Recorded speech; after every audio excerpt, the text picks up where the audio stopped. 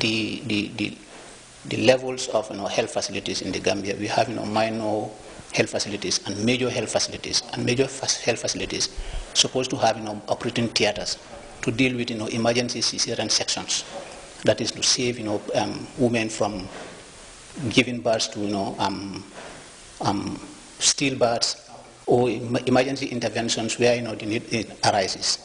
Yeah. So as part of it, this health facility is also expanded to have a minor theater, so that because it is the principal recipient of referrals from all over the region. All health facilities in the region refer their cases here. So we also in an attempt to manage cases, we have to get a theater so that some cases we will try to section them here and make sure that we get all the managements in here before referral. Okay. This theater, when operational, is expected to impact positively on the lives of women and children. I think we will meet the MDG 4, 5, and 6. That is reduction of maternal mortalities and morbidities in the country, because timely intervention of cesarean sections would enhance children going into suffocations or mother dying from labor or from preventable causes. Because here if this is operational, it will also reduce the workload or referrals to hospitals in either Farafenni, Bansang or Banjul. With a surgeon already on the ground, work here could start soon, provided everything goes to plan. But there are still some logistics that are not available. You can see the windows are not so transparent.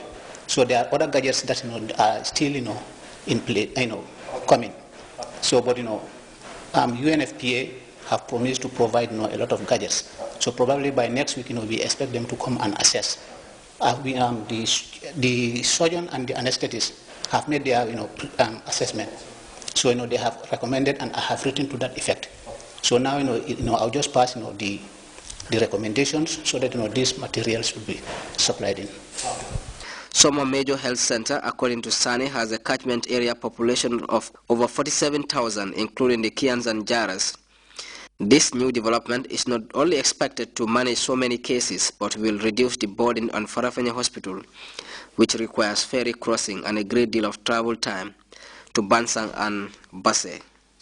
Despite its size, Jara Soma was also without an upper basic school. That's now history with the school in Soma Misira. Now children from the many satellite villages do not have to walk kilometers to Pakalinding Upper Basic. At first, they have to walk from here to Pakalinding Upper Basic School, which is roughly 3 to 3.4 kilometers. But now, Fonko Ikunda, Sare Maudo, Sateba, Karantaba, and Tonyataba find it very easy to come to school. We also have some bicycles that we issue to the far away students. With the key sectors of health and education registering giant strides in provincial Gambia, rural dwellers are being saved from the trouble and time they could have endured to get to Combo for such services. Farmer Fofana, Grts. Well, those two landmark developments there take us to a forced break. We'll be back with news from beyond our borders. RLG Communications Gambia Limited wishes you all a Ramadan Mubarak. This Ramadan, RLG offers you a gift with every phone or laptop you buy. Gifts include dates, sugar, mugs, milk, and pens. Visit our showroom on 62 Caraba Avenue, opposite the Pipeline Mosque. Or you can find our sales agents at St. Teresa's Upper Basic School, Tipper Garage Car Park, at Westfield, or in Banjul opposite the Albert Market main gate.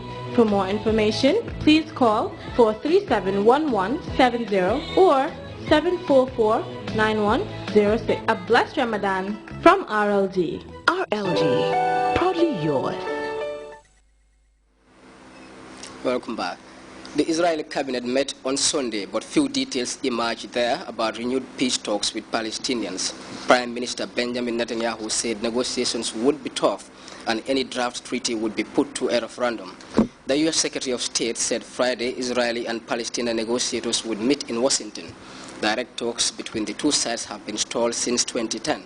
The last round of talks broke down over the issue of Israeli settlement building in the occupied West Bank and East Jerusalem. Hila Sweeney gives us some perspective on that from an Israeli checkpoint to the West Bank. The reset button on direct talks between Israel and the Palestinians. Any deal will be won or lost on the issues of borders, settlements and the right of return. It's only a few miles from Jerusalem to Ramallah in the West Bank, and yet if you want to go there, and only Palestinians tend to want to visit there, you have to pass through checkpoints like this one behind me at Kalandia. Settlers too must pass through checkpoints, but for Palestinians in particular, these checkpoints represent a daily frustration and, they say, a humiliation. In fact, in order for Palestinians to go from one part of the West Bank to another, they may have to pass through or not be allowed to pass through a checkpoint. This wall, initiated by the former Israeli Prime Minister Ariel Sharon, is known to Israelis as the security fence, but to Palestinians as the apartheid wall. Designed initially to stop suicide bombers from coming from the West Bank into Israel, it not only separates Israel from the Palestinians, it also separates Palestinians from Palestinians in the West Bank. In places, it cuts entire villages in two. There are roughly 500,000 settlers in the West Bank, following a concerted effort by successive Israeli governments to build here. Any peace agreement will ultimately depend on the ability of both peoples to live side by side, each recognizing the other has its own state. Fanula Sweeney, CNN, the West Bank. The director of the World Food Programme is touring African countries. After several stops, the top humanitarian official is in Rwanda, visiting Congolese refugees uprooted from their homes by constant instability in their country. Officials, as we hear in this report, say most camps in Rwanda are overcrowded. The director of the World Food Programme is on an official tour of Africa. After stops in South Africa and the DR Congo, she arrived in Rwanda last week for a 3-day visit. Part of that time was spent at the Nkamira refugee camp. During her visit, Ms. Cousin commended donors for their help. I believe that the communities are working together because we have support from donors like the Japanese government who are here with us today that ensure that we have the resources that are necessary to meet the needs of people. And I saw healthy babies in both camps, which means that we are working well together, both with all of the UN agencies. Fighting in the eastern DRC has driven thousands over the border into Rwanda. The numbers increase each day. The Nkamira camp already suffers from overcrowding. The Rwandan government says that it is running out of options as to where to house these refugees. There are around 10,000 refugees in Nkamira. The camp was built to house 5,000, so we have to relocate them. Some were transferred to the Kigeme camp, but there are already 17,000 refugees there. And the other camps are also overcrowded. We're going to have to build a new camp. Fighting in North Kivu at the end of June forced some 900,000 people from their homes. They need food and clean drinking water. The WFP is seeking $47 million to finance the first 6 months of a program to feed these refugees. The most vulnerable, women and children, are the main victims of the conflict. The FDLR and Nyatwa were hunting people down. That's why we ran away. We don't even know where our families are. The situation could become even more serious if these refugees are unable to return home to begin planting for the next season. A poor harvest would deepen the crisis further. We'll take another short break. We'll be back soon.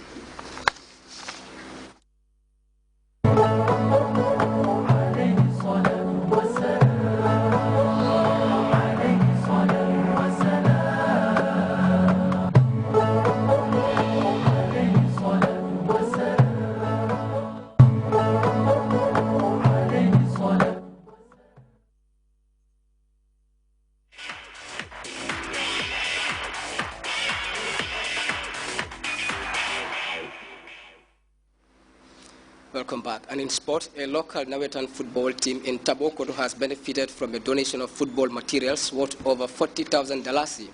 The items were donated by Ambassador Dr. Kenneth O. Jackson. Maurice Jallo reports on the presentation attended by Ambassador Ansumana Jame, the Gambia's ambassador to Qatar. entered the Northern football season. Football clubs across the Greater Banjul are busy preparing ahead of the summer football